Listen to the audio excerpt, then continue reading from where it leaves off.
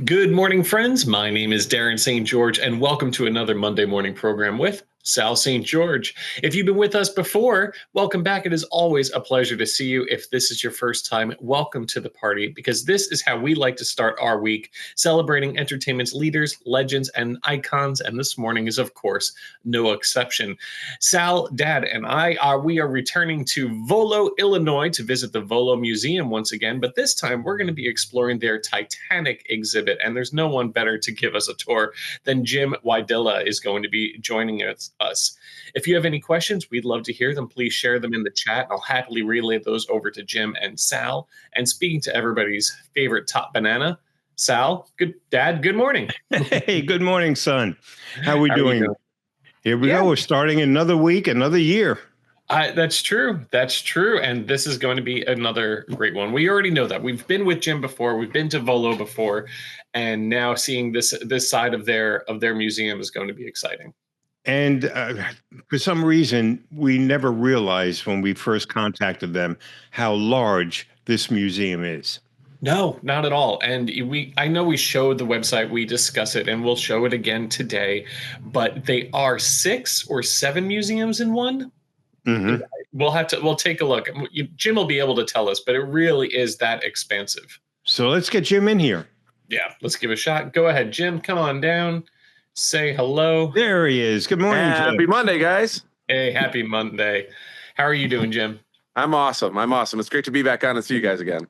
Yeah, looks like you have good weather over there.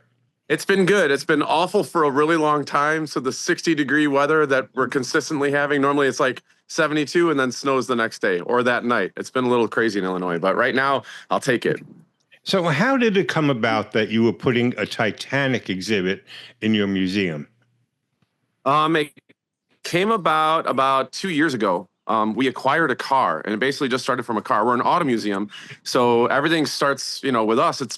Our origins are cars. We're still one of the largest classic car dealerships, collector car dealerships in the world, and that's still our meat and potatoes. But then we expanded to TV and movie cars, and then all different kinds of mechanical marvels after that. So we came across this car. And for those that don't remember, we did that exhibit last time. Yes, and so we came across this car that had significant ties to the Titanic, and we were just going to make a little exhibit with this car. And Greg Graham's the founder, who's 73 now. He still lives on the property. He's very much involved every day in everyday operations, has a very niche group of ties and connections and networks around the country and around the world. And once he kind of got inspired by this car to start this Titanic exhibit for the car, more and more people started reaching out saying, we have other pieces of this, that might add to this to really make this like a unique exhibit, something you can't go back down to the Titanic and get more things from the Titanic. So how do you do this creatively that still ties into our roots, basically? And we were able to pull it off. Yeah, not to change the subject, but how did he start the museum? How long have you been there? This is our 65th anniversary. It started as just a dairy farm, and the founder's parents had an antique mall, and they were just refurbished furniture and mattresses. And I think at one time they bootlegged cassette tape. Like, it was just a free for all, just to make some money.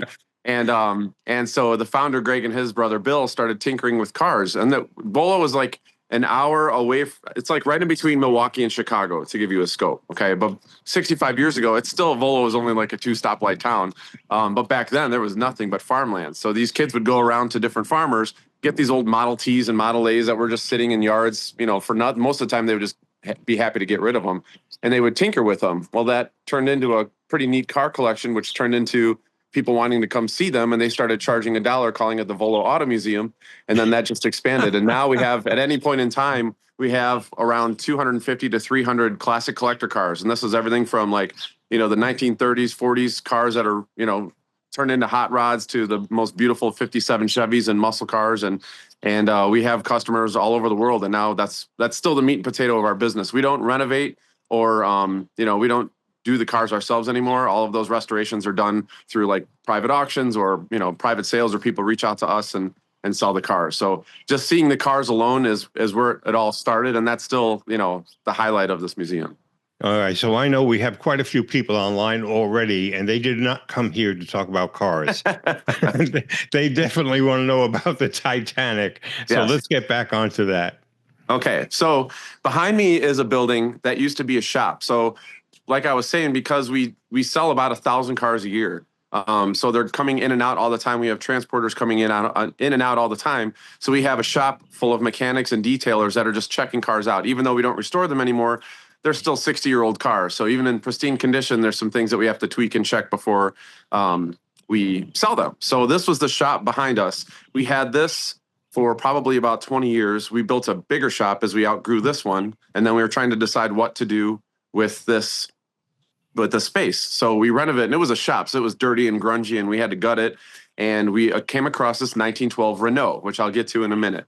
But instead of building just an exhibit like our other movie cars that we had, Greg Grams, our founder, really reached out to his network to see what else he could do with this. And the response was overwhelming. And we have some really cool stuff to show you. So this is the exterior. We just have a little fiberglass boat so you can stand with your arms and say that you're on top of the world for a photo ops. But the real magic is inside. So I'm going to take you inside. We didn't sound check this when we were testing it. I found a Ring camera stand so I wouldn't have to hold it and lose all circulation in my arm. So I'm going to try and flip this once we get inside. So if you can't hear me or if anything seems a little bit goofy, just let me know. All right. So I'm going to turn this around so I can kind of show you what you would see. Already, it looks lovely. Mm-hmm. It is. So Greg Grams, he's the founder, like I said. He's 73. He spent an entire year in Carhartts with his wife, just sitting in this room and working on every single detail. Myself and another guy, Rick Schultz, just worked on the signs and the videos, and we wanted to make it feel, when you first walked into the exhibit, it was kind of like you're boarding, like what you would see when you board. So there's, especially during this time, it was very significant difference between third class and first class. Third class tickets were around like $35, and that's equivalent to maybe $1,000 today. So first class tickets were $150, which would be around like $3,800, but it would range all the way up to like $4,000. Am I correct in assuming? Like, am I correct in assuming those costumes that we're looking at are replicas? These are not replicas. They're period. We got them from the McHenry County Historical Society, which is close to us. So these aren't from the Titanic, but these are the period pieces. And when we first walked in, we wanted to show you kind of what the difference is between the third class and first class. First class were, like I said, I mean, the highest ticket was like $110,000 in today's money. So it was very elite people. The Titanic, to remind you, this was its maiden voyage. This was hyped around the world as the unsinkable ship. God himself could not sink the ship.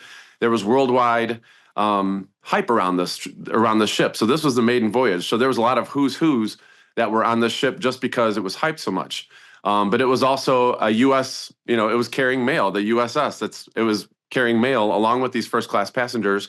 And the third class passengers were mostly, because it was coming from Europe, these were the families. These were the families that were moving to America to start a new life. So, which shows here some of the more simple dresses to the more high-end dresses, hand-painted buttons, just very extravagant fabrics and everything else. So as you walk in, we show you some of the cars.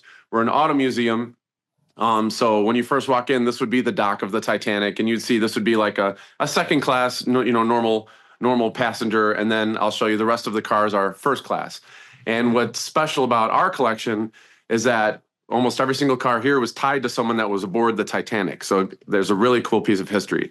So I'm going to set this down. So forgive me one second as I adjust this. So this is a 1912 Renault, and this was the first car that we got. Can you see that okay?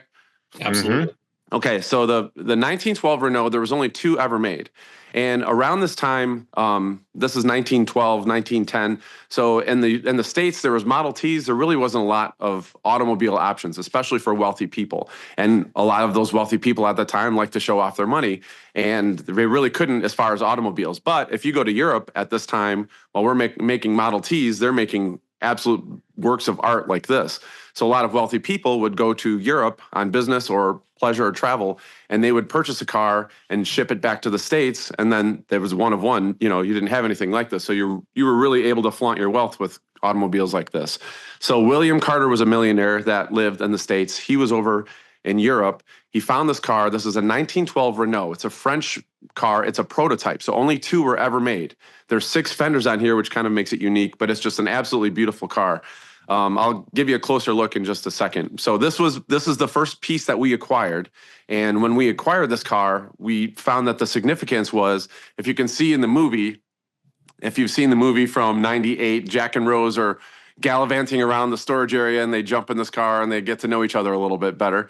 So that's the 1912 Renault. So 2 of these were ever made. And this was actually on the ship. It wasn't just sitting like this.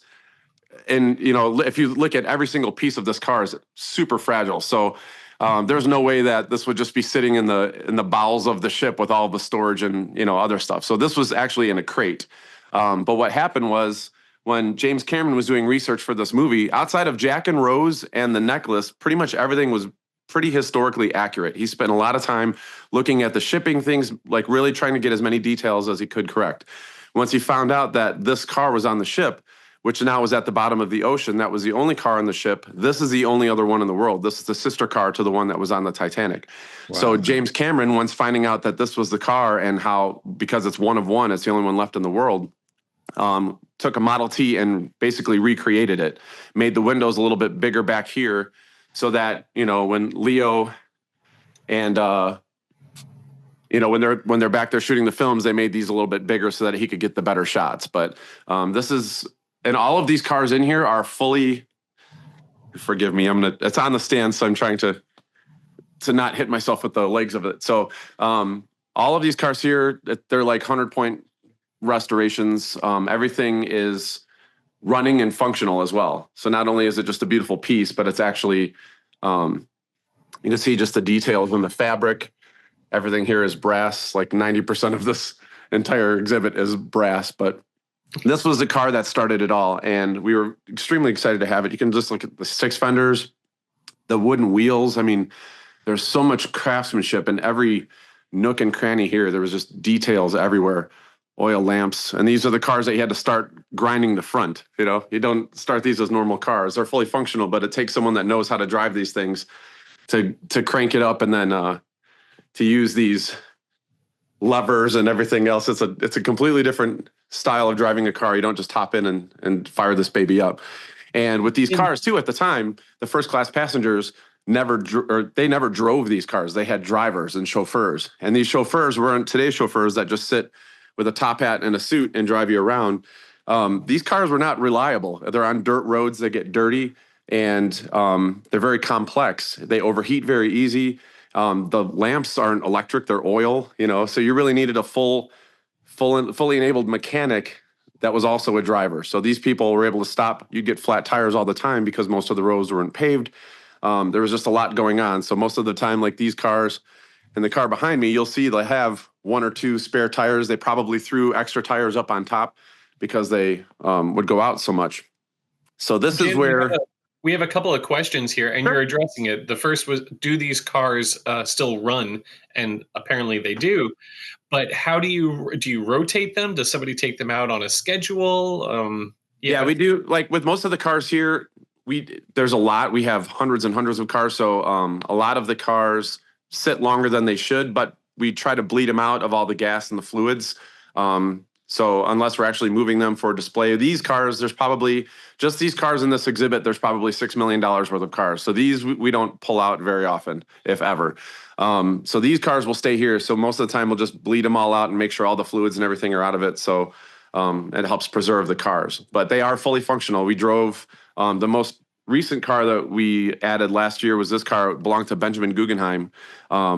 And this was fully restored. They found it outside in France. All of these cars are from Europe, obviously, because the Titanic came from Europe and was headed to the United States. But these cars were found all beat up, and we're able to restore them, and they're fully functional. So when this car came in the lot, Greg Graham's, our founder, hopped in with our lead mechanic and started it up and drove it in here. So it's pretty amazing that, you know, the condition that they're in, they also run. I know. And Guggenheim, yeah, I'm sorry. Guggenheim was one of the victims of the Titanic. Correct. Yes, he was a self-inflicted victim. He gave up his seat for a woman and a child. He stood with his butler, and they said, you know, we're going to dress up and go down as gentlemen. So they put on their finest suits and they stayed behind. And, you know, keep in mind at this time, these are millionaires. These are people with extremely extravagant lives, very successful people, very prominent people. And the fact that they just gave up their seats for women and children is extremely honorable. There were some fun sides to Benjamin Guggenheim. He had his, we'll call it secretary, that was traveling along with him, and that's who was registered in this car. He traveled with his secretary and his butler, I believe. There was the three of them that were on the ship. And once it went down, he put his secretary on the boat, but she only spoke French. She didn't speak English, and she only had her pajamas on because they didn't realize how serious this warning was when they got up to the top of the deck. So the secretary got on the ship, had no money, had no belongings, didn't speak English, was in her pajamas basically, and was rescued and had to go to America and basically couldn't communicate, had no money to get back. So that alone is a side story that's pretty incredible. But just the artwork of these cars, this is a Delaney Bellevue. I believe it's a 1911 or 1912, 1911. Yeah. So you can just see the craftsmanship, the wood trim, these pieces would fold down here for the driver. But this was one of the first cars that actually was enclosed. A lot of them were, motor coaches. They looked like this. And keep in mind, as I said earlier, the dirt roads, I mean, you had to wear these dusters.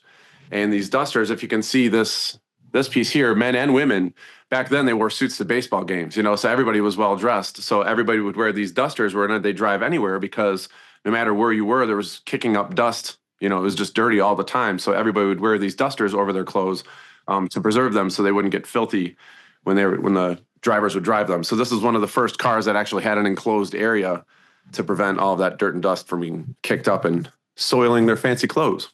Jim, you're giving us a great history lesson right now. Oh man. So once Greg said, this is what we're doing. Obviously everybody knows the Titanic and knows the movie, but to be able to deep dive and research this stuff. And what's crazy about the Titanic is that there's no proof of anything. There's a itemized list of the people. There's an itemized list of what was on the ship, but everything else is hearsay.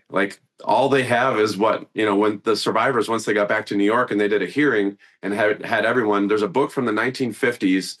I completely forgot what it is. But I'm sure if you Google it, you'll find it. It's the most accurate representation of what happened on the ship. And almost all of it is just testimonies from the passengers.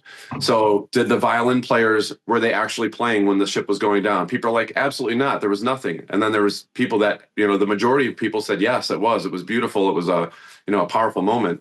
To just, everything was hearsay. So really deep diving into those stories and the conspiracies and everything. I mean, it's so fascinating. And to see it now, when we have it all put together, you have these three groups of peoples. You have the people that saw the movie, that loved the movie and had no idea about the incredible history of the Titanic. You have the history heads that are in Titanic history groups that come out to see us and teach us about things that we didn't know about. And then you have school groups, and there's still most, at least in Illinois around this area, most, I think 3rd to 7th grade, there's a Titanic part in their curriculum. There's a portion that's just on the Titanic. So we get field trips all the time of these kids that come in here that haven't seen the movie and, aren't history heads. And they're they know, oh yeah, John Astor. Yeah. Did you know? And I'm like, how do you know this stuff? You're 7, So it's really neat to see the effect and the longevity of this one tragedy, and I think half of it is because of the mystery, because there's so much going on. And the more that you deep dive into the conspiracies and, you can't prove any of it because it's all hearsay. So most of it's probably ridiculous, but it also makes sense and it ties in. And I'll get to a couple of the conspiracies first, but I want to show you more of the exhibit, unless you have more questions before I go to the next. We do have one. The book you're thinking of, is it called A Night to Remember? Yes, that's it. Yeah, Walter Lord, 1955. Yes. There's many books about the Titanic, but that book is still widely considered one of the best. If you want to really learn about the Titanic and what happened on the ship and a lot of really interesting details, that's the book to read. Okay. I'll drop it into the chat right now. They also made a motion picture out of that book. Yes. Mm-hmm. All right. So, yeah, like I said, Jack and Rose were fictional characters. And the Heart of the Diamond, where she throws it over in the end, that was all BS too. But it was based off of the Hope Diamond. The Hope Diamond, which we have a replica here, that's not the real one. But the Hope Diamond was a real diamond. I think back around the time, $189,000. So it'd be probably worth around like $300 or $350 million today. So the woman that owned that Hope Diamond, this car belonged to her, Evelyn McLean, I believe. Evelyn McLean. I'm reading the sign as I'm saying this. Yes, Evelyn McLean. This car belonged to her. So this is a 1911 Delaney Belleville. So it's kind of like the Benjamin Guggenheim car. This is like the sports version of the car. So you can see if I go from the side here, this is a two-seater coupe. They call this, and I'm not joking, but find it hilarious, the mother-in-law chair back here. So they have just look at the art and everything. The wheels are beautiful. It's all hand-painted. All of the stuff is hand-built, but just the headlights, this is early Rolls-Royce. Look how big those things are. Look at the wood craftsmanship and the fact that this top now, they had it as like almost like a convertible. This would flip back and you can enjoy the air and have this two-seater. It's just absolutely beautiful. And from what I heard, this is not confirmed, but from what I heard is that Evelyn McLean was a avid hot air balloonist. And so she chose this car. Sorry, I'm trying to get back. I can't zoom out here. But when you put this mother-in-law chair down, this would fit a hot air balloon basket. So she was able to put the basket and all of her stuff in here and have her drive her out to different areas and hot air balloon, which is pretty cool. In this area here, this is our theater. It's pretty loud, but I'll just peek in. What we wanted to do is do a tribute to the tragedy. Obviously, like I said before, we can't just go to the Titanic and pull more stuff out. So featuring the cars was a nice angle that we have that no other Titanic museum has. And it was tied to the people on the ship. So that was a very special portion that we had. But then what we really wanted to do was deep dive and tell the real stories of the real people on the Titanic. They say the best way to honor their memory in this tragedy is to tell their story and to keep their story alive and their memory alive. So in the theater here, it's basically a 15-minute movie about the real people on the Titanic. And even though the movie's very fascinating and amazing, the real stories are incredible. I mean, keep in mind these prominent millionaires that are giving up their seats to common women and children. You had third-class families.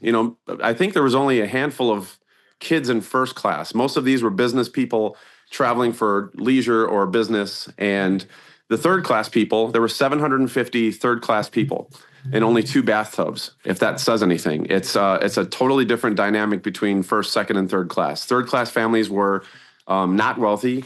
They wanted to move to the States to start a new life. And so they gathered up. Some of these families were 8. Some of them were 11 people.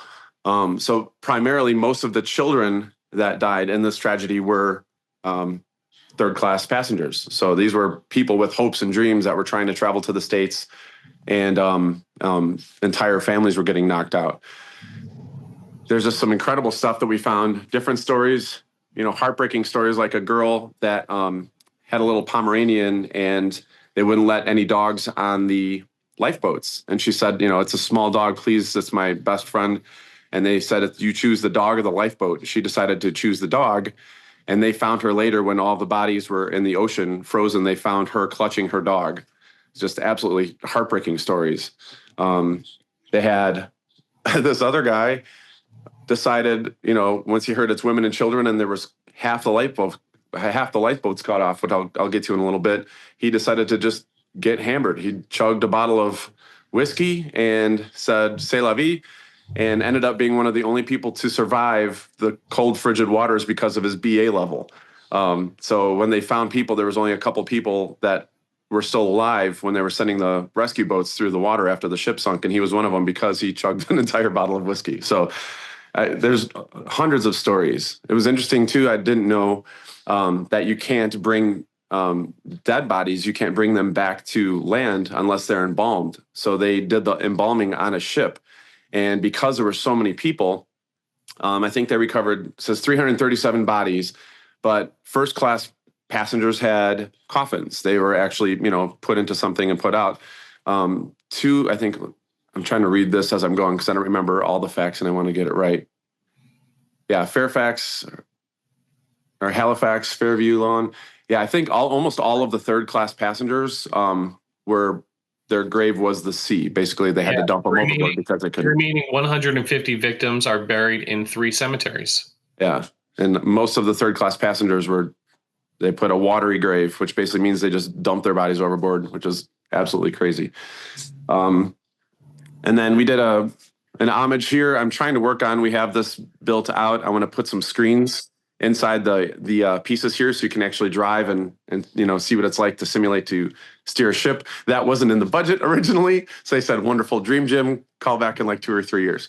Let's make some money back first." So what we did was just an homage to Captain Smith, some of his stories, and kind of the timeline of what the sequence of things that happened on the ship.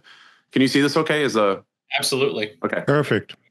So all of the stuff here, they're not replicas. They're real items. They weren't from the Titanic.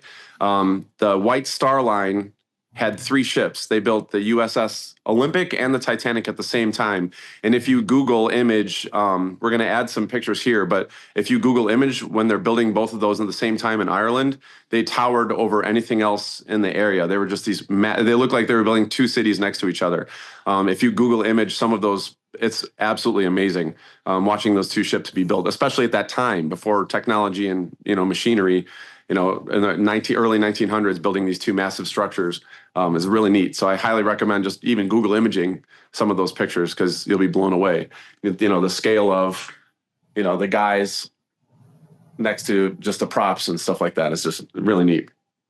So when we go over, we talk about the people, and then we go over to some of the small things that we found, some interesting things that we found about the Titanic, little details that I think if were avoided, probably could have saved, 1,500 lives.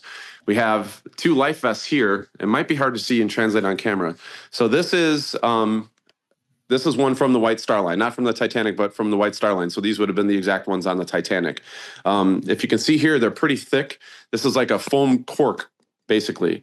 It's an unsinkable ship, so they didn't think about anything else other than, if they're going to be in the water, they just need to float.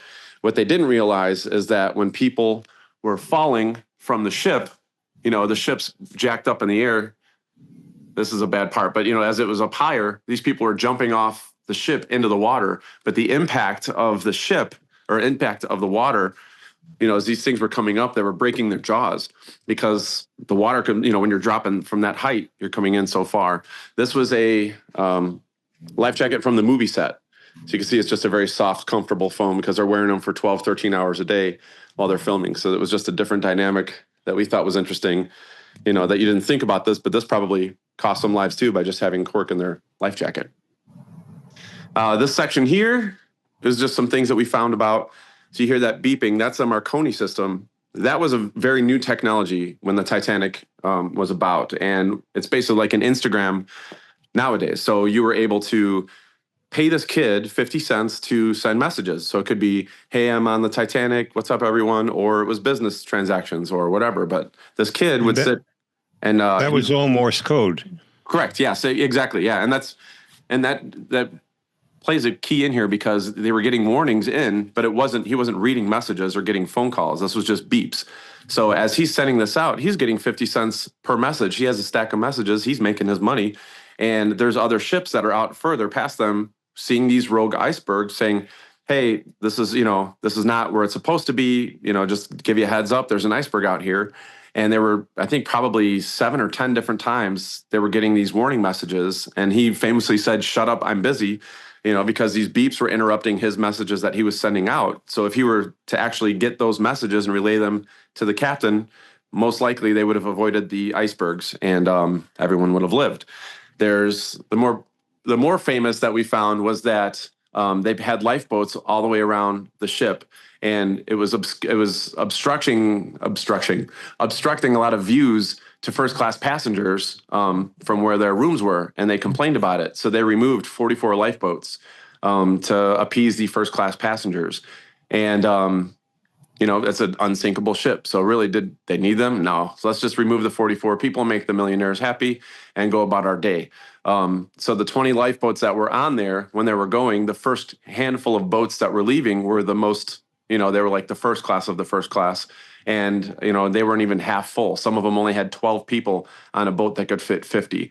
So many women and children and just people in general would have survived, but the millionaires wanted their own, 12-person life raft. Another interesting thing. Jim, before you go, we have so many followers here. If you were going to advise them, how much time would you allot for them to go through this exhibit? The Titanic exhibit alone, you could probably get through in an hour and a half if you stop and read all the signs. Between watching the video and really like researching all the signs and everything, there's enough here to be about an hour and a half. The museum itself, VOLO Museum, is an all-day. It's an all-day thing though. So if you're coming here, you can plan, especially if you're seeing this as well. We have an antique mall that has 300 vendors on top of the museum and a lot of other stuff. So if you're coming here, come in the morning so that you can really get your money's worth. Dad, Jim, I'm going to guess one of you will have this answer. We have a question in the chat. How far into the voyage in days did the boat strike the iceberg? So I'll get back to this, and I'm going to show you a map over here because this will help explain it. Today is the actual anniversary of it hitting the iceberg. It didn't sink until a little after midnight tomorrow morning, but today's the actual anniversary of it hitting the iceberg. So you can see where it left Belfast, I think a day ago, I believe it was the 12th. I think it was April 12th. It left Belfast.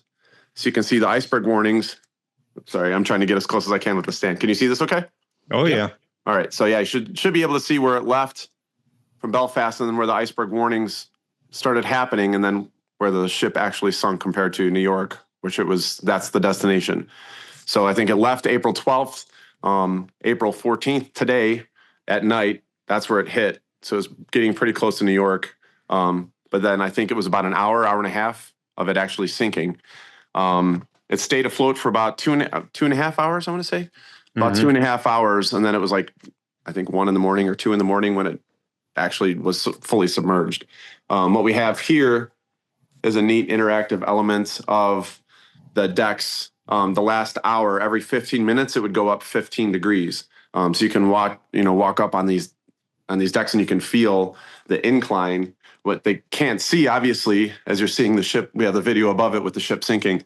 But you can see, I'm not sure if I stand over here, are you still able to hear me okay? Yep. Yes. Okay. So, here the incline isn't too bad. And obviously we had railings. Most areas didn't have railings. But even here, it's pretty steep, but there was nothing to hang on to. Everything was loose. So chairs, people, everything is starting to fall this way. Panic people. So by the time you get up to this point where you're just hanging on for dear life, now people are starting to kick you and get you off so that they can, hang on to something and try and survive as the ship is angling. So having these slopes here really helps kind of help you visualize, how in every 15 minutes, how much the ship was, sinking until it went completely vertical. That's very clever. So here, 2 more quick stories. How are we doing on time? Are we doing okay? You're doing great. I can talk a lot, man. I like this stuff. So, all right, we have, this is the crow's nest. So if you can see on the top of the ship where the smokestacks are, there's a crow's nest, a lookout area, basically. And I believe the Titanic departure was delayed for some reason. And they had a shift change. And the guy that was up in the crow's nest, they locked their binoculars in this like metal case. And when they did the shift change before the Titanic set off, he forgot to leave the keys to the binoculars that were locked in that crow's nest. So when the shift change happened, the next guy goes up there, they take off. He didn't have the keys. He couldn't have access to the binoculars. If he had the binoculars, he probably would have been able to see something in the sea and maybe save all the lives. Another interesting fact that we found was there were 2 sets of flares. The White Star Line created the Titanic. So there was a white flare for the White Star Line, is just like an identifier, and then a red flare for SOS. So when the ship was starting to sink and they realized that this was going down, the person sent to send the flare hit the wrong button and sent the white flare. So there were a couple nearby ships that actually saw it, but they were just thinking, oh, it was the Titanic, identifying themselves and, oh, look, there's the new Titanic that everybody's talking about. Only one ship was close enough to see that it was sinking, but they were doing illegal seal hunting. And they thought if we were to go there and save all these people, when they get back, there's going to be press, there's going to be police. We're all going to be arrested for doing this illegal hunting. So they just left them. So that was it. If they would have hit the red SOS, those other ships probably would have seen it. And again, probably would have saved their lives. So a lot of very, very interesting details outside of the conspiracies, just little things that happen that now they also say, did they actually happen on accident? Google it. Read the book. We have an art case Steinway grand piano.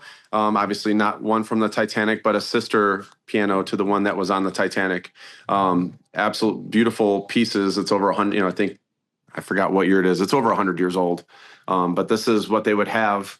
This is a player piano, so we put the Titanic song in there that you could put in $1 and listen to the Titanic song. But we had the Steinway here. Some of these beautiful dresses from the first class passengers, which I agreed all adults were 14 years old because I don't know anybody else that would fit. Look at the waists of these women. I don't even get it. That's a full grown woman right there. I think my 8-year-old's that size. And then we gave a tribute to the musicians that played until the last moments. And then over here, we had just some dishes. Again, that's not from the Titanic, but from the White Star Line. So they're authentic dishes, just not off the Titanic. But you can see the difference between first class and third class. And that was really what we were trying to push through, because it was a significant difference. And the tragedy is in not only these millionaires sacrificing their lives, but all these families with hopes and dreams of starting a new life that perished. And for the $35 or whatever, this is what you get. You have the third class, the China, which is still really nice by today's standards, but it was breakfast, oatmeal porridge, ham and eggs. That's it. Dinner was rice soup, fresh bread, maybe roast beef, potatoes. That's it. That's your dinner. Then you go over here to, you probably can't see it, but I'm going to try and get as close as I can. First class menu, it's 10-course meals. This is oysters just to kick things off, and then you have salmon and just these absolutely filet mignons and lamb and all in the same meal, So it's just a very big difference in how the third and first class passengers traveled.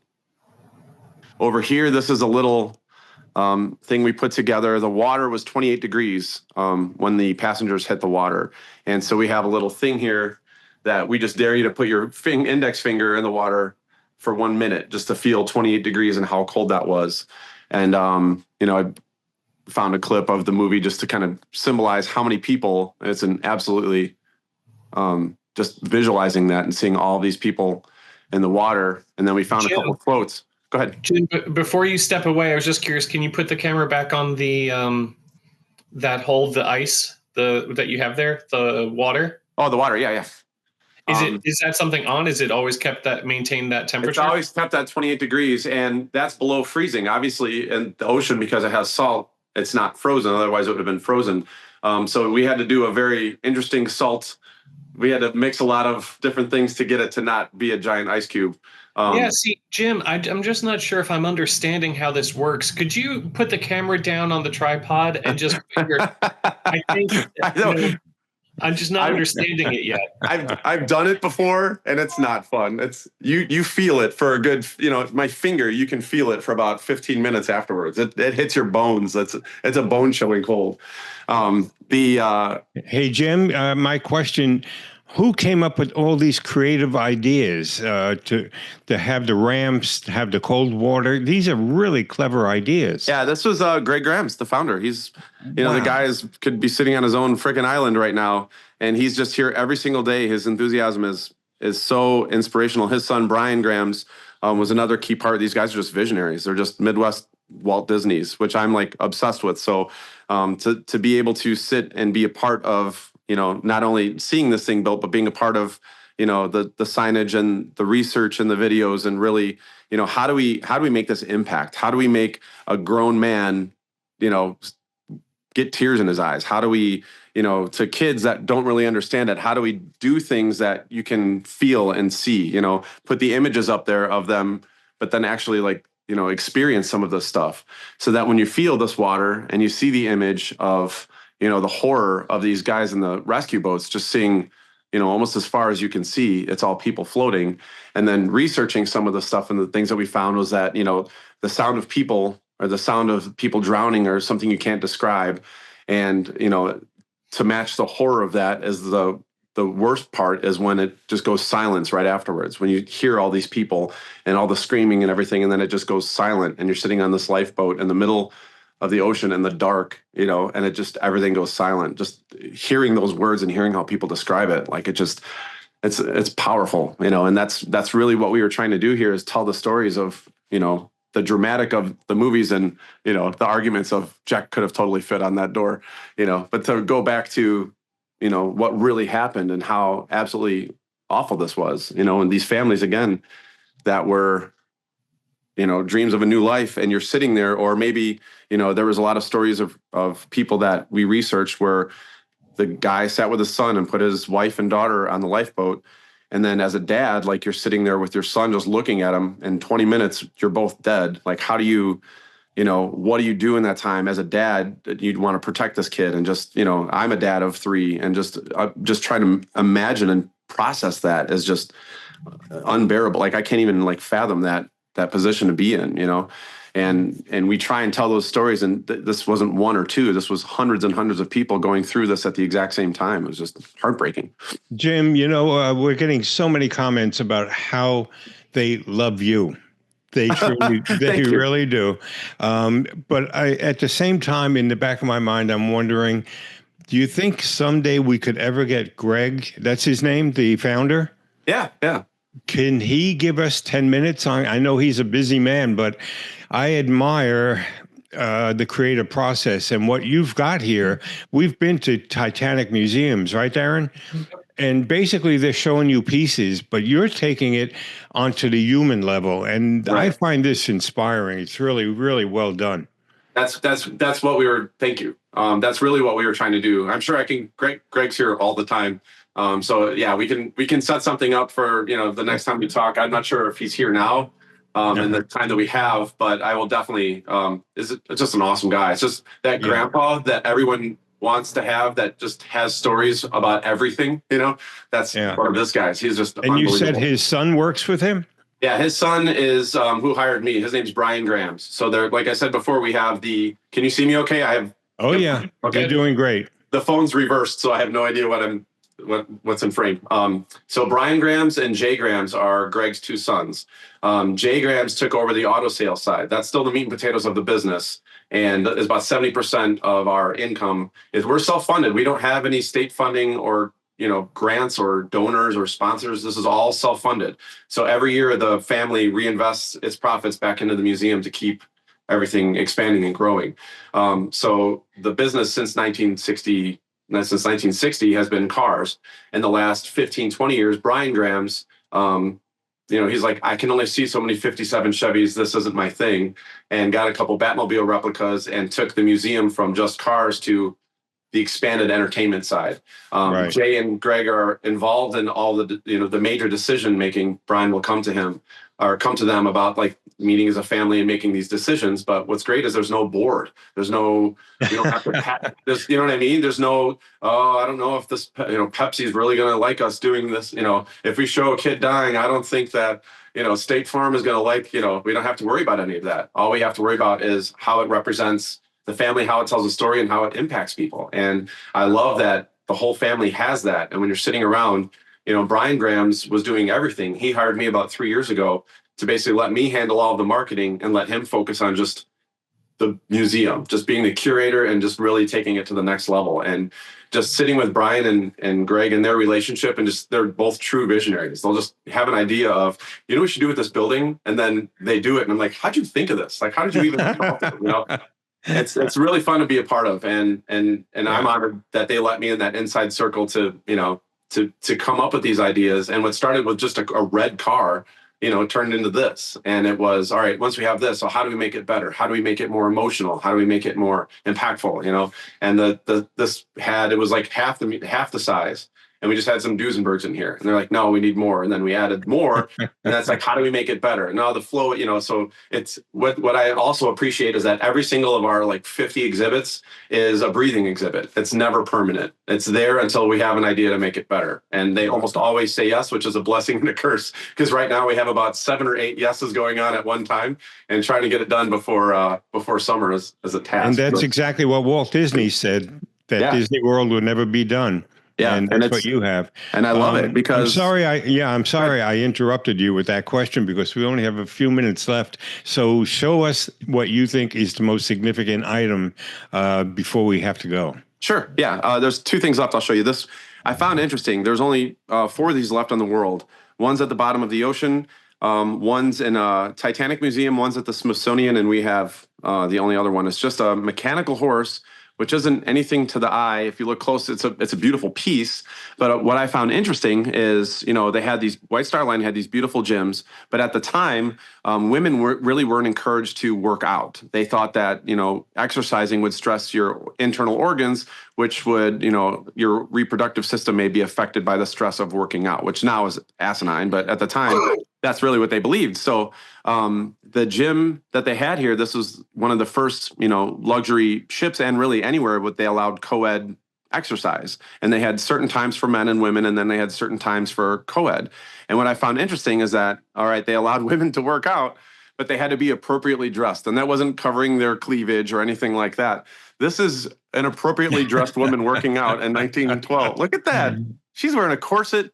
There's other pictures. If you Google, women working out on the Titanic, they have hats on, it's just absolutely crazy that this is what they were expected to wear while exercising. So I thought that was very fascinating. Just a couple more of these really quick. These cars are just awesome. Lady Duff Gordon was a very iconic British fashion designer. This belonged to her. This is a 1906. This is a Peugeot. It's one of one. It's hand painted. They have, if you look over here, even the horn has a serpent. It's just you're thinking about 1906, our Model Ts were just being mass produced and just starting, and Europe is over here cranking out stuff like this. Just absolute works of art. Do you have anything from John Jacob Astor? That was the perfect lead-in. Yes, thank you, sir. This is John Astor's car. Yeah, this is it. John Astor's Rolls Royce. It's a 1911 or 1912, I think 1912 Rolls Royce. It's in perfect condition. He was in his 40s, I believe, worth over $150 million. And also was one of the people that stayed behind. And I think when they found him, he had like $2,000 in his pocket. Like he was next level rich. He was on his honeymoon with his, I think she was 17 years old, Madeline Astor.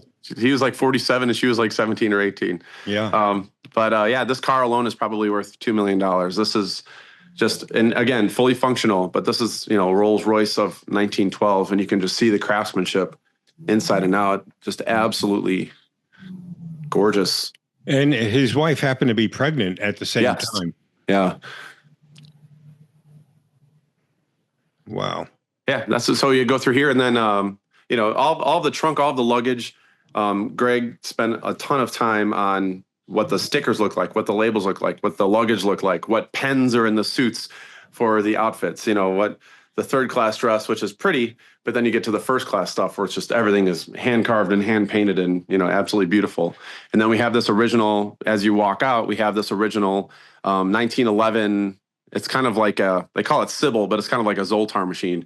So we researched about 100 different passengers, first, second, and third class, and put their information on a card. And then, did you survive? So you can put in $1, get your ticket, and then it'll tell you if you survived or if you perished, first, second, or third class, and then whatever that passenger was, it'll give you some information. So just a little extra educational tidbit. Next year we have we're building on the outside. If you've heard of the big piece that they pulled, it was the biggest piece that they salvaged out of the ocean. We're building an exhibit out here that will open this spring. So we're building the deck here, but this is a replica of the big piece and a horn. Sorry about that. So it's all steel. We had this made. It's exact specifications of the big piece. And then on the inside, we're going to have, where the bathroom would have been. It would have shown like first class, second class cabins, how big it was. And then we'll have, on the wall, we'll have some signage and stuff to compare it to see what it looks like. And that's it. That's the exhibit in a nutshell. I'm gonna go back inside so that the foghorn doesn't interrupt us again.